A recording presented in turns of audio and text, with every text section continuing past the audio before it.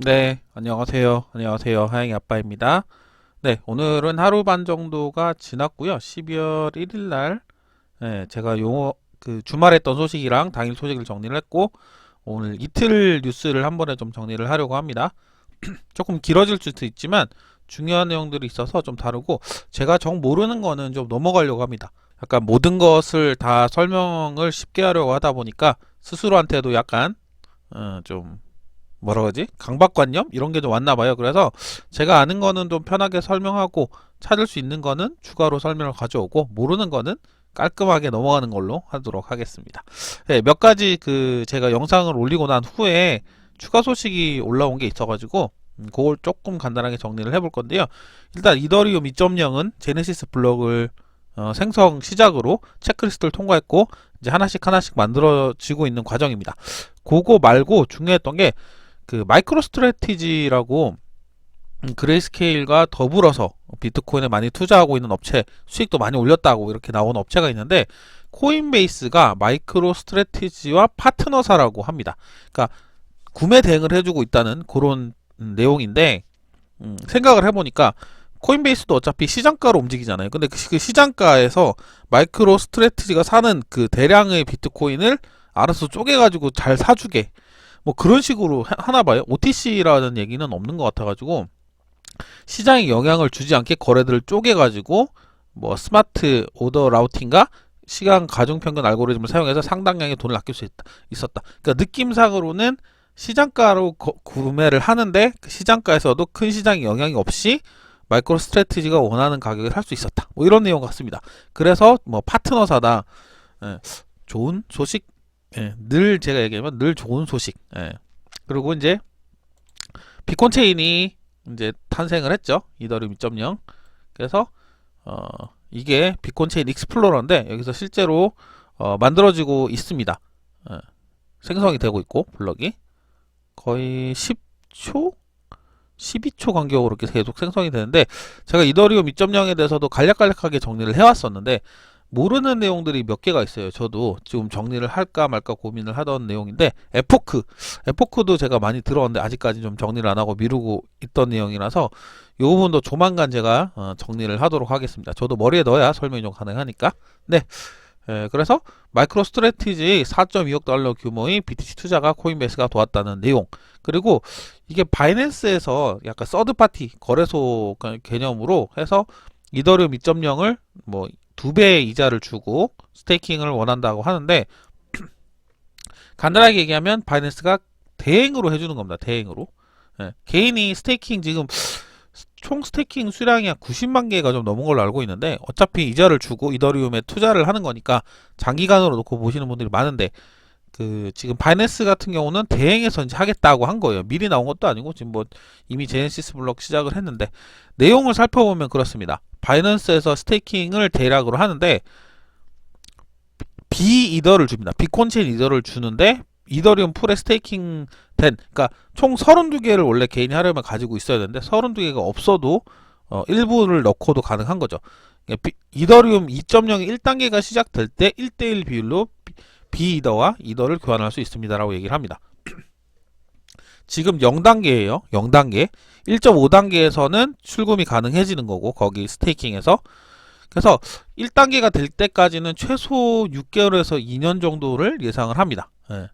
이것도 그냥 단순히 내가 집어넣는다고 해서 당장 뭐 이렇게 할 수 있는 건 아니에요. 예. 매일 분배로는 되지만 실제로 내가 그걸 거래가 가능한 시점까지는 상당한 시일이 소요될 것으로 예상이 됩니다. 그래서 요 딱 한마디예요. 동결 기간은 약 2년 동안 락업이 됩니다.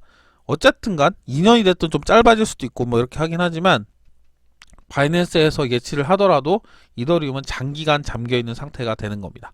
그 부분은 좀 이해를 하시고 하셔야 돼요.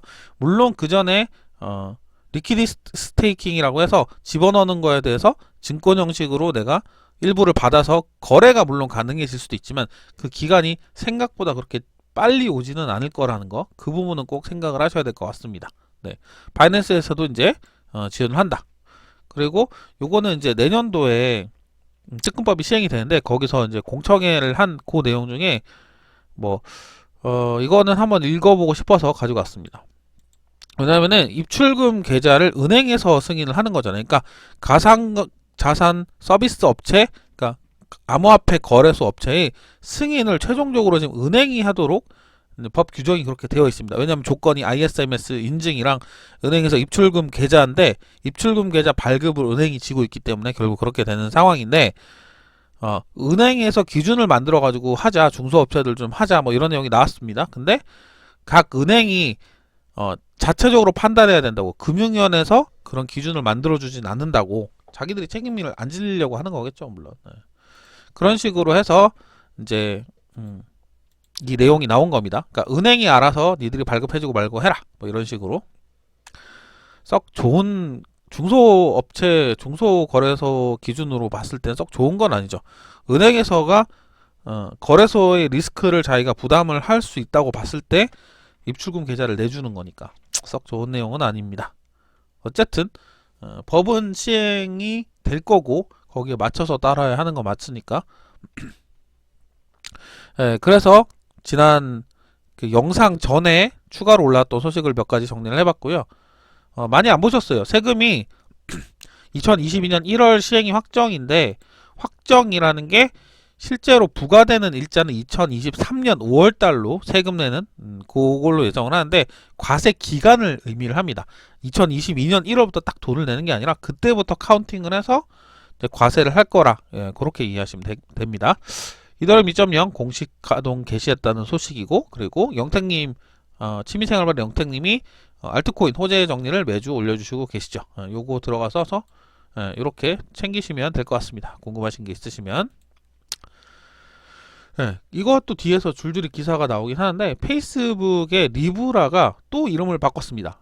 이 이름이 DM으로 바꿨다고 합니다. 뭐 규제 승인 얻기는 새로운 노력의 이름으로, 일환으로 라고 얘기하는데, 뭐 스위스에서 핀마 거기서 승인을 받으면 스테이블 코인인 DM을 출시를 할 예정이고, 내년 1월 정도로 지금 예정을 하고 있다고 하네요.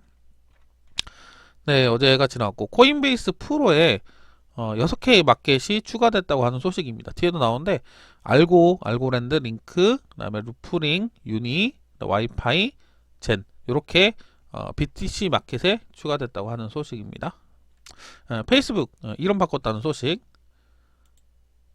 DM으로 이름을 바꿨다고 하는데 뭐 내용이 별로 없어요.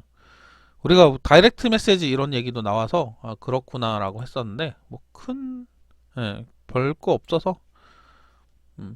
블록파이라는 데가 있는데, 블록파이에서 암호화폐 신용카드가 나온다고 하는 소식입니다. 신기하죠?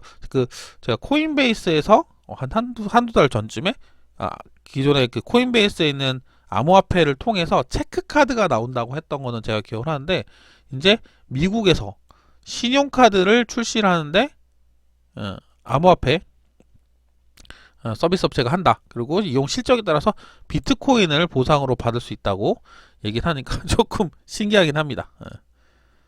요거는 아까 제가 방금 설명드린 암호화폐 코인베이스 역시 보상금을 제공하는 비자 카드 출시를 앞두고 있지만 직불카드다. 신용카드랑은 좀 다르다. 암호화폐 신용카드, 암호화폐를 보상으로 주는 신용카드, 특이하긴 합니다. 요거는 이더리움 2.0 제네시스 블록에 미스터 F was here 이라는 그런 메시지가 담겼다고 합니다. 여기 보면은 비탈릭도 얘기를 한 건데, 미스터 F was here, 이거 무슨 의미일까 뭐 이렇게 막 사람들이 추측을 하다가 뭐 심오한 것을 넣어야 된다 뭐 이런 식으로 얘기를 해서, 미스터 F는 이거 발음을 제일 잘 모르겠어요. 파렌헤이츠인가? 파렌헤이츠의 약자로서 이더 재단 커뮤니케이션 총괄이 미스터 파렌헤이츠라고 얘기해서 첫 블록을 만들었다고 해서 미스터 F was here, 미스터 F가 여기 있었다는 그런 기록을 이더리움 2.0 첫 블록에 새겨 넣은 것 같습니다. 뭔가 좀 특이한 의미죠. 네. 리플 전 CTO 올렛으로 7,080만 달러 규모 리플이 이체됐고 9억 리플이 락업이 됐다. 제드 맥칼렙은 2013년 리플을 떠난 당시, 2013년이구나. 90억 리플을 보유했고 7년간 월별 연간 리플 매도량을 제한하기로 협의. 7년째인 올해 20억 리플만 매도 가능하다. 20억 리플이면 상당하죠. 그레이스케일 또 샀다는 얘기. 바이낸스에서 제가 아까 영어로 말씀드린 게 기사도 올라오고 해서 여러 가지 겹칠 수도 있어요. 이더리움 2.0 스테이킹을 출시를 했다. 그래서 환전은 이더리움 2.0 페이지 1단계 이후 환전 가능하다. 대략적으로 아까 말씀드린 대로 2년은 가지고 있어야 된다는 걸 말씀을 드렸습니다. 카카오 그 블록체인 클레이튼 개발사는 그라운드 X잖아요. 근데 여기는 그라운드 1이더라고요. 갖고 저도 그냥 뭐지 이렇게 얘기를 했는데 일단은 그라운드 1이 관계사인 것 같습니다. 그라운드 1.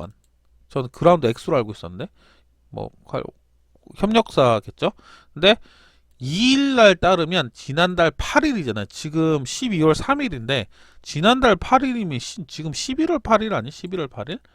그러니까 11월 8일날 외부 해킹 조직에 의해 공용 클라우드 계정이 유출돼 고객 정보 2천여 건 등이 유출이 됐다. 이거를 한 달 동안이나 안 밝히고 있었다는 거는 너무한 거 아닙니까? 이거 사실 개인정보 누출인데 지금 무슨 저도 이거 보고 좀 놀랐던 게 기간이 이렇게나 지났는데 지금에서야 밝혀진다는 게 참 사람들은 몰랐을 거 아니에요 사실은. 그래서 요런 공지가 떴답니다. 보면은 11월 8일 3시경 클라우드에서 신원불상자가 계정을 탈취해서 여러가지 업무용 파일을 다운로드를 했다. 뭐 신고를 했다. 그런 내용인데 뭐 보상이나 그런 거에 대해서는 얼마나 피해가 있었는지는 그렇게 명확하게 나오고 있지 않은 상황이네요. 플러스 토큰입니다. 플러스 토큰.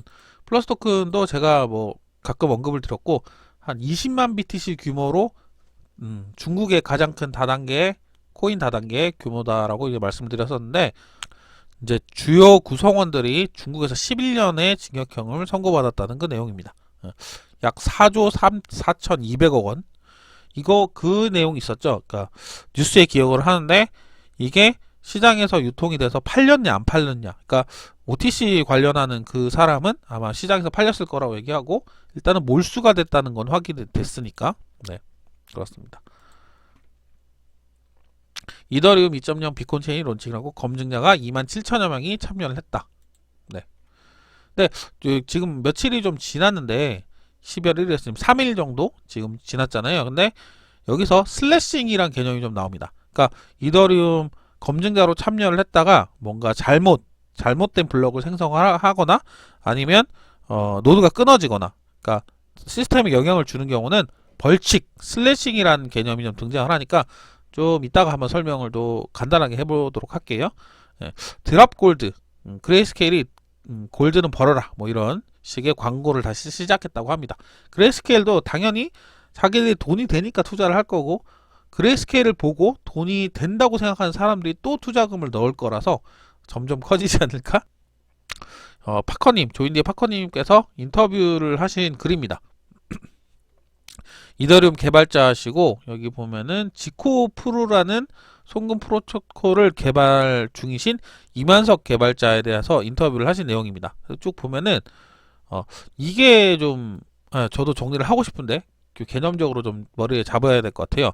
EIP 1559라는 것입니다. 근데 이게 이더리움 수수료를 좀 획기적으로 개선할 수 있는 그런 방안이라고 얘기를 합니다. 저도 아까 한 번 읽었는데 정확하게 이해를 못했어요. 그래서 요거가 궁금하신 분들은 이걸 직접 보시면 되고 제가 기회가 된다면 꼭 이거 정리를 하도록 하겠습니다. 매부 옥션이라는 단어도 나오고 뭐 트랜잭션 오더링 너무 어려운 내용이 좀 많긴 합니다. 그러니까 159가 그 여기 나오는 것처럼 탄력적으로 가스비를 산출해서 가스비를 좀 저렴하게 이용하실 수, 뭐 저렴하게가 아니지 좀 유연성 있게 운영을 할 수 있는 그런 제안인 것 같아요. 제가 뭐라고 설명을 잘 못 드리겠네. 그러니까 가스비 문제가 좀 심화가 되니까 가스비 문제를 해결할 수 있는 방안 중에 하나로 나온 것 같고 가장 핫한 내용 같으니까 한번 읽어보시면 좋을 것 같습니다. 추후에 제가 꼭 정리를 하도록 하겠습니다. 저도 정리를 해놔야 될 것 같네요. 네, 이더리움 2.0 스테이킹 물량이 내년 초에 출금이 가능하다라고 얘기를 했는데 일단은 제한서입니다. 제한서. 출금이 된다라는 건 아니고 이렇게 해서 일단 많은 물량이 잠겨 있으니까 일부만 제외를 하고 빼줄 수 있지 않을까라는 제한서입니다. 그럼 대략 출금이 1.5단계 2022년 정도 6개월에서 2년 정도 예상된다고 하니까 너무 잠겨 있기 때문에 어떤 제한을 두고 뺄 수 있게끔 하는 제안이 어떨까 하는 것에서 올라온 것 같습니다.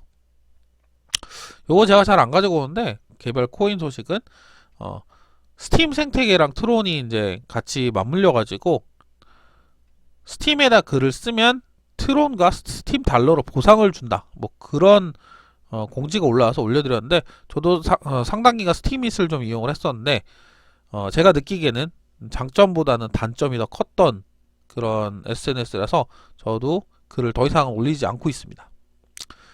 이렇게 한다고 성적 얼마나 몰릴지는 미지수입니다. 뭐 잘 됐으면 좋겠습니다만 코인빗에서는 ISMS 인증 의무를 위반을 해서 과태료 최대 3천만 원이라고 기사가 올라왔습니다. 왜냐면은 인증 기간을 제대로 표기를 하고 1년 번호도 적어야 했는데 그걸 안 적었다는 거죠. 과태 위반해서 과태료를 문다는 얘기는. 그래서 인증 결정을 못 받았다면 과태료 부과 시정조치 명령 대상이다. 뭐 이런 식으로. ISMS는 제가 많이 언급했던 거라서 블로그에서 글을 한번 좀 찾아보시면 될 것 같습니다. 후업에서도 스파크 에어드랍을 지원한다고 하는 공지가 올라왔고 이 부분은 비트코인 아까 2022년부터 과세를 한다는 내용이었고 그 과세에 대한 내용이 그 과세 기간이 2022년 1월부터 체크가 되는 거고 실제 세금 부과는 2023년 5월 정도로 예상된다고 제가 말씀을 드렸습니다. 저도 모르는 하나의 제가 모르는 게 훨씬 많죠. 아는 것보다 사실 이렇게 뉴스를 맨날 본다고 하더라도 익숙한 것만 주로 아니까 암호화폐 자산운용사 NYDIG 새 펀드에서 단일 투자자로부터 1억 달러를 유치했다. 간단하게 1100을 곱하면 1100억이죠. 암호화폐 자산운용사에 투자가 됐다는 것은 결국 이 시장으로 돈이 들어온다는 얘기이기도 하고 사실 여러가지 매번 제가 좋은 소식이죠 하는 것들이 보면 투자금이 늘어난다는 거 좀 있습니다. 근데 웃긴 게 현재 시점에서 투자를 한다는 거잖아요. 그러니까 작년 재작년이 아닌 현재 시점에서 투자를 한다는 거니까 결국에는 시장에서 매입을 한다 그 얘기니까 이 가격보다는 더 올라갈 거라는 약간의 기대가 있는 거죠. 미국 스테이블 코인 규제 법안을 제출했다고 하는데 이게 통과된 건 아니고 제출했다는 내용입니다. 읽어보면은 리브라 DM 이제 새로운 명칭 DM이죠. 그래서 그 미국 내에서 스테이블 코인을 발행을 할 때 은행 설립 허가서를 취득하고 와 은행까지 세워야 되네.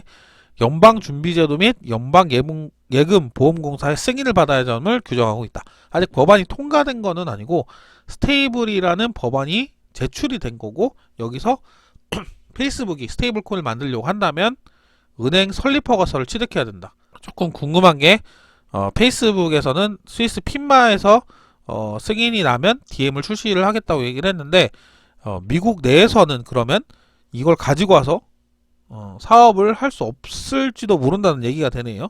스위스에서만 하고 미국 밖에서야 사업이 가능하겠지만 페이스북이 미국 법인인데 미국에서 승인을 안 받고 운영을 할 수 있을지 그게 참 의문이기도 합니다. 일단은 법안 제출된 상태로만 요게 다 맞는지는 모르겠어요. 제가 세무사님도 믿어봐야 계시긴 하지만 체크가 정확하게 됐는지 모르겠습니다. 암호화폐 세법 요약이라고 해서 이렇게 글을 제가 코인코리아 여기서 가지고 왔는데 이게 아마 거의 맞을 것 같다는 생각을 하는데 좀 그래도 세금 전문가가 아닌 다음에 쭉 읽어보면 너무 복잡하니까 자기한테 연관이 되는 거 있으시면 한번 참고를 하시면 될 것 같습니다. 일단은 2021년 1월 1일부터 기타 소득으로 수익 그리고 신고 및 납부는 연 1회 5월 1일에서 31일이니까 2023년이 되겠죠. 연소득 250만원 초과분부터 이런 식으로 되어 있으니까 참고를 한번 하시고 맞는 내용이 있을 수도 있고 틀린 내용이 있을 수도 있으니까 한번 그 부분은 체크를 하셔야 될 것 같습니다. 비자카드 서클과 제휴를 해서 내년부터 USD 서클을 결제 서비스를 개시를 한다. 내용은 이렇습니다. 비자가 블록체인 업체 서클과 손잡고 신용카드를 이용해 스테이블 코인으로 결제하는 서비스를 도입한다고 보도했다. 보도에 따르면 비자는 내년부터 모든 기업들이 USDC 서클에서 만든 스테이블 코인이죠. 와 이거 많이 키우네요. 서클을 테더만큼 키우려고 하나봐요. 서클이 점점 늘어나고 있네. 제가 봤을 때는. 예. 그러니까 서클을 가지고 있으면 그걸로 결제를 할 수 있다. 뭐 이런 것 같습니다. 그래서 최초의 암호화폐 법인카드가 될 것이라고 밝혔다. 와, 비자도 점점 이쪽에 많이 들어오는 것 같네요. 옛날에 한 발 빼고 리브라 할 때도 참여했던 것 같은데 한 발 빼고 있더니 와, 점점 이 시장으로 들어오는 것 같습니다. 왜냐하면 자기만 빠지면 안 될 것 같다는 생각을 또 하나 보네요. 여기 아까 그 이더리움 2.0 얘기 나오면서 슬래싱이라고 제가 했는데 이게 뭐냐면 비콘 체인의 검증인이 제한자 규정 위반 사유로 슬래싱 퇴출되는 첫 번째 사례가 발생했다. 슬래싱은 악의적인 행동을 한 검증인을 처벌 및 추방, 잠재적 네트워크 공격을 제거하는 일종의 메커니즘이다. 그래서 제한자, 검증자가 단일 슬롯 내에서 두 개의 다른 블록을 생산했다는 이유로 슬래시 됐다. 에폭 제가 나중에 정리한다고 말씀드렸고, 그래서 이것도 검증 시스템인데 뭔가 검증자가 잘못 움직일 경우는 그 벌금이나 아니면 추방을 통해서 네트워크에 참여하지 못하게 하는 걸 의미를 합니다. 그래서 아까 어떤 그 미더방에서 올라온 글을 봤는데 이렇게 슬래싱 당한 이자로 슬래싱 당한 것들이 나오더라고요. 보면 깎였죠. 자기가 가지고 있는 32개의 이더를 원래 예치시켰음에도 불구하고 잘려서 검증인이 취소가 된 겁니다. 사실은 이것도 좀 개념이 좀 어려운 개념이라서 뭔가 네트워크 해를 끼치는 행위를 했을 때 벌금이나 뭐 페널티를 부과하는 걸 슬래싱이라고 얘기한다고 하면 여기 있는 사람들은 이미 슬래싱을 맞아가지고 이제 회복이 일단은 불가능한 상태죠. 추가로 돈을 입금을 할 수 있는지는 잘 모르겠지만 일단은 안 되는 걸로 제가 기억을 하고 있어가지고 최소 32개를 해야 되는데 지금 가지고 있는 거에서 깎였기 때문에 빼지도 못하고 2년간을 가지고 가야 될 것 같다는 생각을 합니다. 아, 이거 어렵네요. 이거 2.0 나오면서도 어려운 게 상당히 많아요. 이더리움 2.0이 아직 멀다. 페이지 1이 내년 말쯤 마무리될 것 같다. 이거는 암호화폐 미답 정보 교류방에 요거예요. 제가 아까 그림 보여드린 거랑 합쳐가지고 비콘체인 비콘체인 a.in이라는 사이트에 들어가면 지금 어떻게 이더리움 2.0이 만들어지고 하는지에 대해서 이렇게 나오거든요. 나와서 여기 검증자 밸리데이터에 가면은 슬래싱 당한 그런 내용도 나오더라고요. 슬래싱이 지금 몇 번째 블록에서 뭐 때문에 이 사유 때문에 나왔나 라고 나왔는데 야, 이거 제가 다 알 수 있을라나 모르겠다. 검증자 리더보드 이렇게 쭉 나오는데 거꾸로 보면은 이 끄트머리 지금 22,341개의 검증자가 있는데 지금 조금 검증을 잘못해서 슬래싱이 된 경우는 32개를 못 채우는 거죠. 그러면은 검증자에서 잘리는 거고 보상도 못 받는 거고 이런 식으로 뭔가 잘못해서 잘린 건데 이거 뭔가 이 사람들도 회복시켜 줄 수 있는 방법이 좀 있어야 될 것 같다는 생각이 갑자기 좀 드네요. 이렇게만 두면은 자기 이더 빼지도 못하고 참여를 했는데 좀 안타깝다는 좀 생각을 합니다. 실수일 수도 있고 일부러일 수도 있는데 일부러일 가능성이 좀 낮아 보이긴 하는데 아무튼 여기서 수조님께서 이제 위임 방식 이더리움 2.0에 대해서 위임을 하는 방식, 그러니까 개인이 직접 하는 거 말고 그래서 여기 업체들이나 스테이킹 업체들이나 서비스하는 업체들한테 맡겨가지고 하는 방법을 이제 정리를 해놓으신 글입니다. 요거에 궁금하시면 여기서 한번 읽어보시면 될 것 같고 아까 처음에 설명드린 것처럼 바이낸스에서도 지원을 합니다. 그런 거랑 유사한 거예요. 그래서 이런 시스템들에서 이더리움 2.0을 지원하기도 한다. 뭐 이런 부분 읽어보시면 좋을 것 같습니다.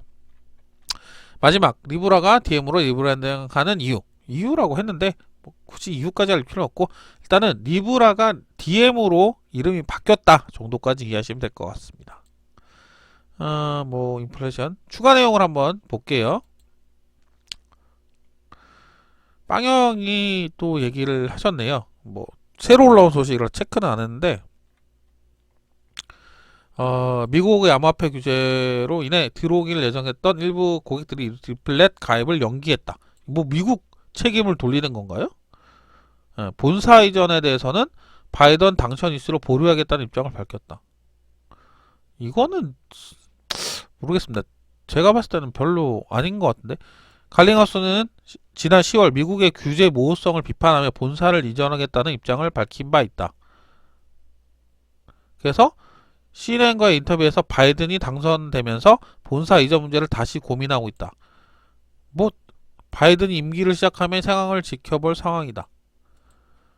이거 저는 좀 아닌 것 같은데 이렇게 무슨 미국 당국 상대로 협박을 하는 건가? 뭐라고 봐야 될까요, 이거는? 이 말 그대로를 보면은 암호화폐 규제로 인해 들어오기로 예정되었던 일부 고객들이 리플렛 네트워크 가입을 연기했다. 미국 규제 때문에 우리 고객이 못 들어온다 이거잖아요, 결국은. 이 말이 자기들한테 이득이 될 게 있을까라 생각을 좀 합니다. 뭐 알아서 판단하시겠죠. 뭐 잘하시는 분이니까. 네, 요렇게까지 해서 정리를 하고 필요 없는 부분 제가 좀 잘라내도록 하겠습니다. 사실 재미없어요. 저도 뉴스가 재미없다는 건 알고 있지만 뉴스를 한번 복기를 하면서 저도 좀 생각을 하고 알 수 있는 점, 부족한 점은 또 채워서 다음에 넣는 걸로 그렇게 늘 준비하는 마음으로 좀 하도록 하겠습니다. 네, 부족한 내용 늘 들어주시는 분들 몇 분 안 계셔도 괜찮습니다. 언제까지 살아남을 때까지 한번 해보도록 하죠. 감사합니다. 하영이 아빠였습니다.